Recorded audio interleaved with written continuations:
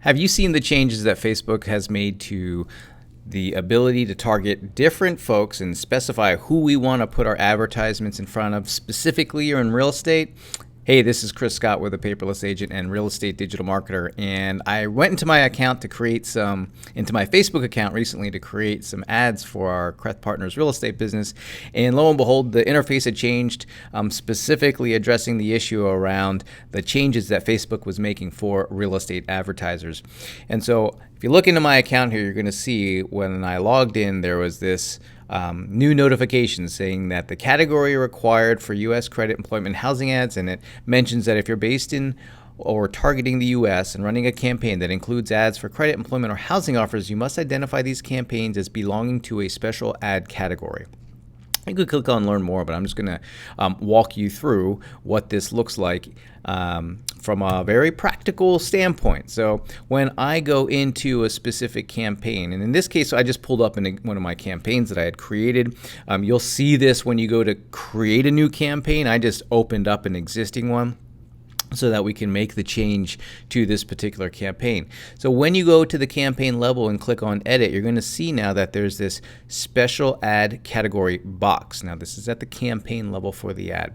And you're going to have to select now that this little box here to say that I'm creating a campaign for ads in a special category. Now when you click on that, a little pop-up shows and it says some settings may change to help you comply with our advertising policies. Some audience selection options are limited or unavailable, so on and so forth.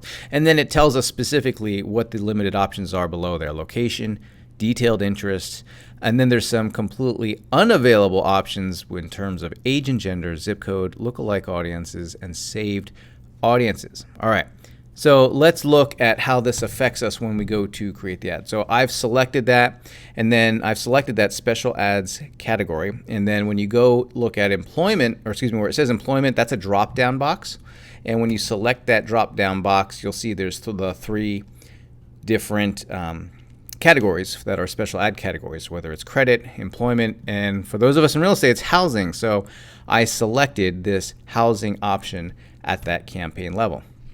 So now when I go to the ad set level to create the ad, right? So that was at the campaign level. When I go to the ad set level to specify budget, specify targeting, what I'm going to see is that I am limited in terms of what I can do. So for example, I can't do zip code level targeting anymore. I've got to do sort of the city area or the area targeting, right? So I need to have at least a 15-mile radius of any selected city or address, or even a dropped pin.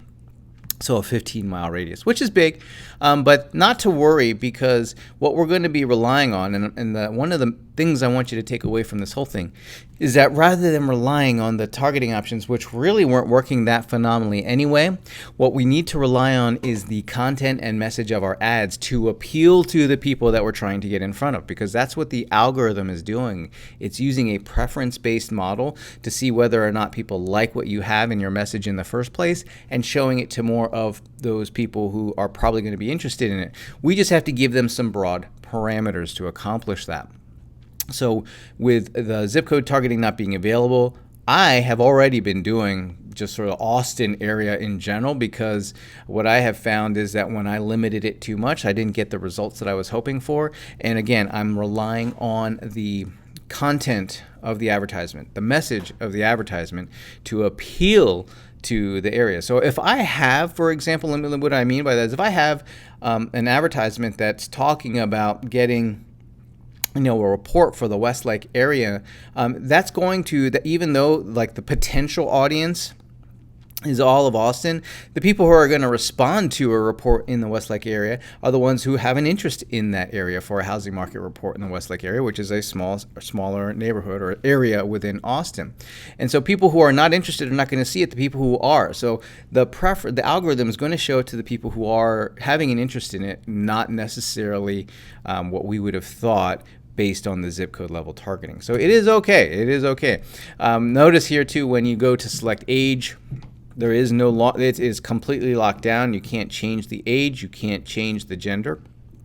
And even when you look at detailed targeting, it'll say that some detailed targeting options are not available. However, the targeting options that I've been using the most have not been affected. So I can still use things like people who have an interest in Mortgage Calculator, people who have an interest in mortgage loans. I can also refine that by having them also match an interest in Trulia or Zillow. And what that does is it says, all right, these people are probably, they have some kind of interest in real estate. When you couple this general interest-based targeting along with the message of the advertisement, that's how I'm going to get it in front of those people who I want to get in front of. And of course, one of the probably the most important things, or some of the most important things, in terms of being able to get our advertisements in front of folks, and in my opinion, even more important, making sure that I can place advertisements in front of people who visited our website, people who've been watching video from that we've already been creating and running, people who've been engaging with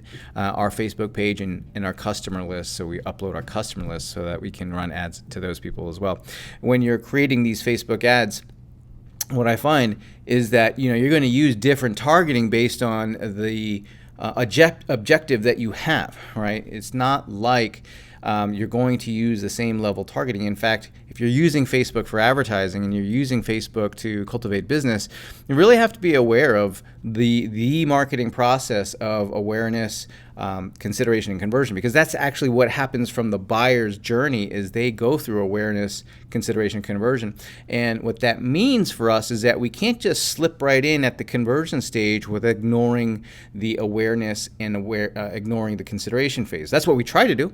Oftentimes what we will do is have a landing page and just drive traffic to the landing page, or we have a Facebook lead ads and there's no relationship existing with that individual prior to it, and just hoping that they're going to fill out those forms.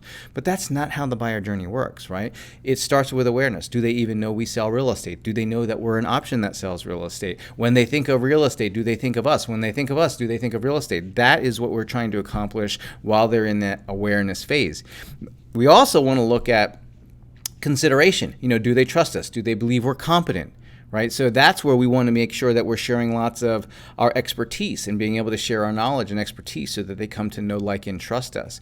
It is then when they're ready to take the next step that if we've done the first two steps really well, they're more likely to take advantage of us at that conversion stage. And at that point, we just have to be present. That's why doing the one-on follow-up we always suggest that you guys do is important. That's why having lead magnets and having lead ads are important, so that they will take us up if we've done those other steps well.